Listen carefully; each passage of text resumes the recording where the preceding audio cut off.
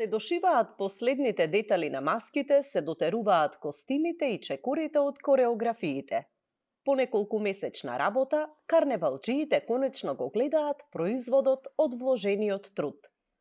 Во основното училиште Маршал Тито во Муртино, спортската сала денобиве служи и за комплетирање на карневалскиот настап. Наставниците даваат насоки, шијат, пеглаат и лепат, а учениците уредно ги следат. Не кријат дека се возбудени и срекни што живее оваа традиција.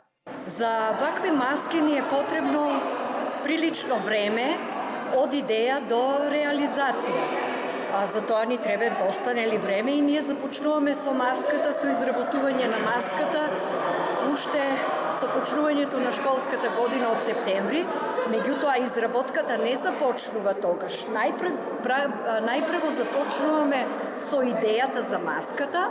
Маската треба да забавува, но и да замислува, да поучува. Вака барем размислуваат наставниците.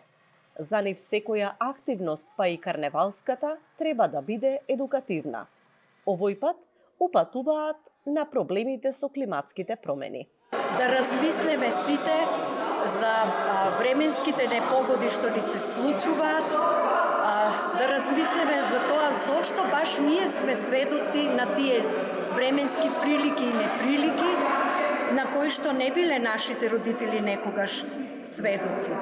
И се надеваме дека не само на струмичкиот карневал, туку оваа маска, пораката што ја праќа и што ја праќаме ние со оваа маска, ќе стигне и до другите карневали надвор од државата. Мојата маска представува виножито, појава што доаѓа после дожд и кога изгрева сонцето.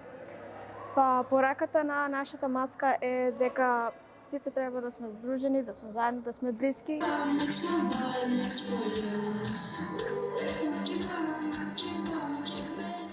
Синоќа во Центарот за култура Антон Панов се одржа традиционалниот концерт под маски на музичкото училиште Боро Џони. Концертот насловен како вчера, денес, утре, направи музичко патување, но и потсетување дека технологијата не смее да го претвори човекот во машина.